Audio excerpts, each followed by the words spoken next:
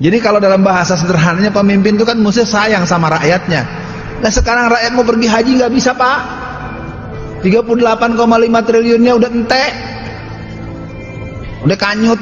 Jadi rel kereta api yang nggak jadi dipakai. Tahun ini kita agak berat nih untuk berangkat karena pemerintah Arab Saudi nggak mau tahu boleh masuk, mana bayaran, uangnya udah kagak ada, udah dipakai. Itu harusnya yang pakai itu ditangkap, itu tangkap dan hukum mati mestinya yang nggak pakai uang itu. Siapa yang bilang boleh itu? Yang nyuruh pakai uang itu tuh harusnya ditangkap. Itu orang puluhan tahun nabung mau pergi haji, tukang beca, tukang kupon, nabung berpuluh tahun, giliran mau berangkat kagak jadi karena mau duitnya kagak ada, nggak bayar. Dulu zaman saya kecil saya suka diceritain sama nenek saya, Alfian, orang itu harus berani karena benar. Sekarang orang benar banyak yang pengecut.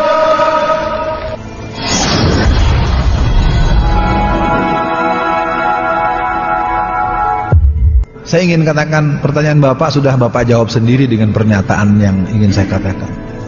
Ini kan undang-undang gelondongan, gila ini, ini PKI banget loh, ini komunis banget.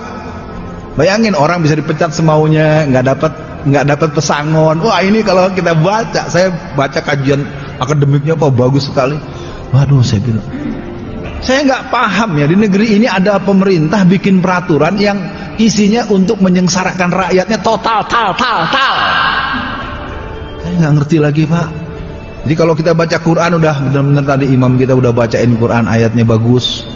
Atau dalam ayat lain Allah katakan, laqad ja'akum azizun alaihim anitun harisun alaikum bil mu'minina raufur rahim. Jadi kalau dalam bahasa sederhananya pemimpin itu kan mesti sayang sama rakyatnya. Nah sekarang rakyat mau pergi haji nggak bisa pak. 38,5 triliunnya udah entek, udah kanyut. Jadi rel kereta api yang nggak jadi dipakai. Aduh, mau kamu taruh di mana? Saya bilang seperti orang, Bapak punya restoran Bapak besar, saya bawa rombongan 500 orang pak. Bapak teman saya, Pak, ini saya bawa teman-teman 500 orang, boleh ya Pak makan di restoran Bapak, ngutang dulu ya. Kira-kira gitu ya. Mudah-mudahan Jawa ngerti. Tahun ini kita agak berat nih untuk berangkat karena pemerintah Arab Saudi nggak mau tahu boleh masuk, mana bayaran, uangnya udah kagak ada, udah dipakai. Itu harusnya yang pakai itu ditangkap, itu tangkap dan hukum mati mestinya yang nggak pakai uang itu. Siapa yang bilang boleh itu? Yang nyuruh pakai uang itu tuh harusnya ditangkap. Itu orang puluhan tahun nabung mau pergi haji, tukang beca, tukang kupon, nabung berpuluh tahun, giliran mau berangkat kagak jadi karena mau duitnya kagak ada, nggak bayar. Ntar Saudi nggak mau bawa, ya Etihad nggak mau bawa. Nah kesimpulannya buat Pak Hadi, Omnibus Law adalah sekali gebuk semuanya kena. Wah udah gitulah Pak ya. Saya baca penjelasan, ada satu analisa ininya, terus per undang-undangnya dibahas. Kok aneh, ada undang-undang dibuat bukan buat mensejahterakan rakyat, bukan buat menyenangkan rakyat, bukan buat memudahkan rakyat. Saya nggak tahu, ini persis pernyataan Soekarno. Satu waktu nanti kalian akan berhadapan dengan pemimpin negara, pemimpin negeri ini yang kejamnya lebih kejam dari penjajah. Bukan kata gua loh, itu kata pemimpin yang lu puja-puja, lu yang lu bawa-bawa tuh fotonya kalau kampanye kan lu yang bawa-bawa terus tuh fotonya si beliau. Beliau pernah bilang satu waktu nanti akan ada rezim yang mengurus negeri ini kejamnya lebih kejam dari penjajah. Bukan kata saya, coba aja lihat tuh di buku di bawah bendera revolusi, baca aja semua tuh gitu-gitu. Ya Pak Hadi, mungkin saya bilang saya bukan menjawab, saya cuma mau kasih tahu Bapak sebenarnya udah berasa ini kesono nih. Saya cuma negesin aja Pak. Yes, bahwa memang Omnibus Law itu adalah blabak-blubuk undang-undang gelondongan gitu ya. Bayangin halamannya pindah-pindah. Pasal ini menurut pasal 5A dinyatakan begitu. Ternyata di undang-undang nggak ada pasal 5A, adanya pasal 5 saja. Aduh, nggak tahu deh. Ya itu kalau mau jadi maling masih amatiran begitu tuh. Ya, maling konstitusi. Ya. TAP MPRS nomor 25 tahun 66 apakah sudah dicabut? Ya belum, tapi oleh mereka dianggap nggak ada. Itulah watak PKI. Sama dengan watak orang Kristen. Gerakan-gerakan pemurtatan seperti di Bekasi ini, ada satu perumahan yang gerejanya sampai 7 karena di backup oleh seorang jenderal polisi dari aktif perempuan, saya nggak nyebut nama. Bayangkan di komplek itu warga Kristen cuma 7 orang, tapi gerejanya 14. Jadi kalau di sini kita kaum muslimin hanya gara-gara, saya sih kalau sholat jarang-jarangin saya, lu belajar agama di mana lu? Oh, masa sab mesti diganti? Luruskan dan rapikan sab.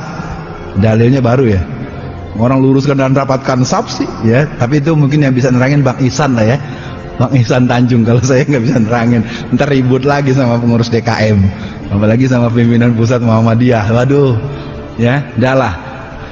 TAP MPRS ini masih ada, tetapi dianggap tidak ada.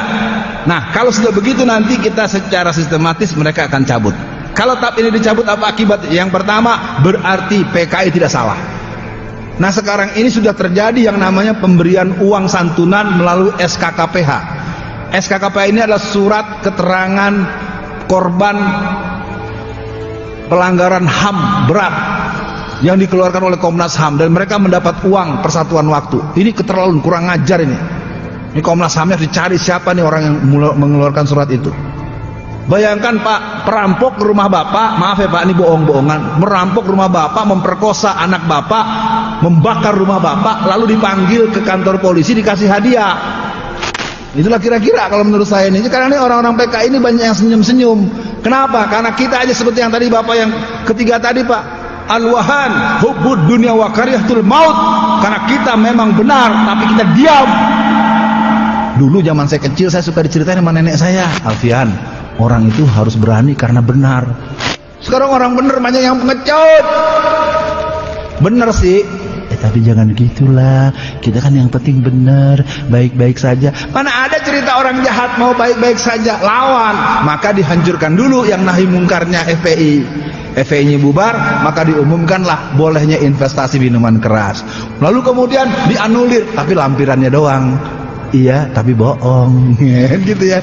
Ya, tapi bagaimana itu ya? Saya nggak ngerti negeri ini diurus dengan semaunya gitu. Apabila TAP MPRS dicabut, maka yang kedua adalah orang-orang PKI bisa minta hak kompensasi.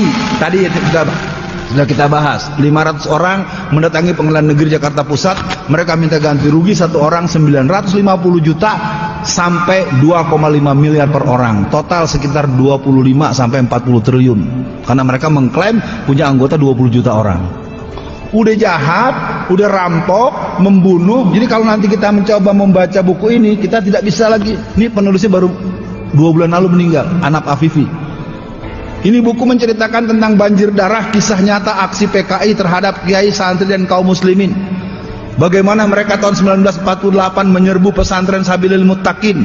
Mereka serbu, kiainya dibelah kepalanya, santri sebanyak 108 itu dibunuh dengan sadis, dimasukkan ke dalam lubang yang cuma 12 meter. Kalau orang Jakarta mengenalnya kayak rujak bebek. Bagaimana mereka mengejar seorang menteri pertahanan yang bernama Otto Iskandar Dinata, kepalanya dipenggal, penggalan kepalanya dilarung, dilepas dari ujung Banten sampai arah ke Jakarta Barat lewat Cisadane, Tangerang. Jadi buku ini belum apa menurut saya belum sempurna, dalam artian belum banyak. Ini cuma ada sekitar 47, tapi saya pikir bagaimana seorang gubernur Suryo, gubernur Jawa Timur, bayangkan gubernur ditangkap sama orang PKI karena dianggap nggak dukung PKI, diseret sampai 10 km sampai lepas-lepas itu tulangnya sama setelah dia tergeletak dalam keadaan sudah hampir mati itu dimutilasi. Keren. Dikiranya kita nunggu gitu dulu baru percaya kali PKI bangkit ya. Ya makanya buku ini saya bawa dengan segala resiko ya, karena memang banyaknya ini buku provokatif gitu. Buku PKI-nya yang bersebar nggak ditangkap, yang begini yang dilarang. Ya, waktu saya di penjara kan sempat buku ini disita di penjara. Saya marah sama polisi. Polisi, gua masuk penjara bukan gara-gara buku ini. Pertama, kasus gua yang di Surabaya itu membahas bahaya penjajahan Cina. Jamaah 100% top, top. Yang lapor saya polisi, lapor pada polisi. Jadilah saya jadi tersangka. Kalau yang satu yang lapor Hasto, Sekjen PDI Perjuangan, persis seperti kasus Gus Nur. Bapak memperkarakan saya ke polisi. Kalau laporan Bapak di sidang, Bapak mentingkan datang nggak? Halo? Bapak laporkan saya ke polisi, dianggap saya ini menyalahi sesuatu hal. kalau laporan Bapak diteruskan ditindak oleh polisi ke kejaksaan atau kehakiman, kira-kira Bapak datang nggak? Harus datang. Nah, itu yang terjadi dengan Gus Nur hari ini. Gus Nur hari ini sudah 4 kali dipanggil, yang namanya ketua PBNU dan ketua Ansor yang juga ikut mengadukan, dua-duanya nggak pernah datang. Loh, kenapa antum bisa ngaduin orang, lalu dengan pengaduan antum ditindaklanjuti sebuah proses persidangan, yang ngadu nggak mau datang? Berarti kan ragu. Sama Hasto juga saya tahu ragu kok. Ketika saya tanya, saya cecer, pertanyaan saya begini, Saudara Hasto, 1 Juni menjadi libur nasional sebagai Hari Pancasila. Saya mau tanya, itu 1 Juni libur Pancasila itu, Hari Pancasila itu Pancasilanya Indonesia atau Pancasilanya PDI Perjuangan? Saya ngomong Pak, pucet. Itulah dia, mereka tuh gaya-gaya PKI itu aksi sepihak, nentuin sendiri, nentuin kapan dibahas, nggak pernah kita tahu. Enak aja negara punya diri antum sendiri. Ini susahnya.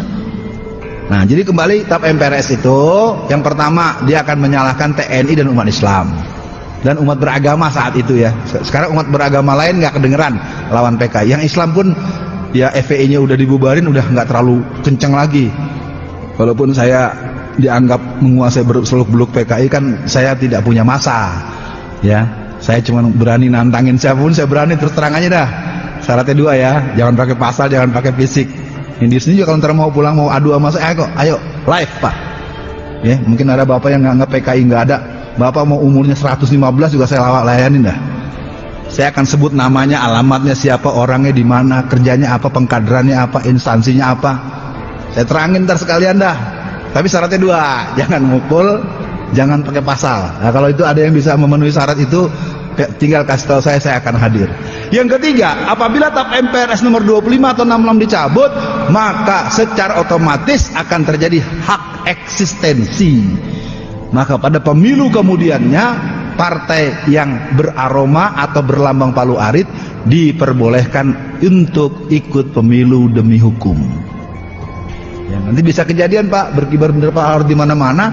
Ketika Bapak coba nyabut, Bapak yang ditangkap karena dia TAP MPR dicabut. Ya. Nah, ini hari ini tanggal 11 bulan Maret dikenal dengan itu. Nah, soal hubud dunia, saya juga rasanya masih perlu mencurigai diri saya sendiri. Apakah betul saya sudah berani? Saya hanya ingin mengatakan pada diri saya, karena ini forum juga tersiar luas kepada seluruh teman-temanku, sahabatku, bapakku, guru-guruku, para senior-seniorku. PKI-nya sudah tinggal menunggu produksi tombol. Tombolnya bernama RUU BPIP menjadi UU BPIP. Disitulah saatnya nanti boleh pengajian di Anikma, tapi cukup sampai jam 5 lewat 15 menit. Kalau lewat nanti ada laskar partai tertentu yang akan datang ke sini menyerbu untuk membubarkan pengajian kita. Tunggu tanggal mainnya, semoga tidak jadi. Tapi udah masuk prolegnas nomor 9. Ya, HIP hilang, yang muncul BPIP. Jadi BPIP ini menurut saya ini adalah undang-undang tombol. Tombol, nggak boleh bawa-bawa agama, frasa agama mulai dihilangkan, guru agama nggak boleh mencalonkan jadi peran-peran yang lebih jauh lagi. Terus satu-satu, ya satu-satu, ya, dan nggak ada yang lawan. Yang muncul paling-paling Tengku Zulkarnain.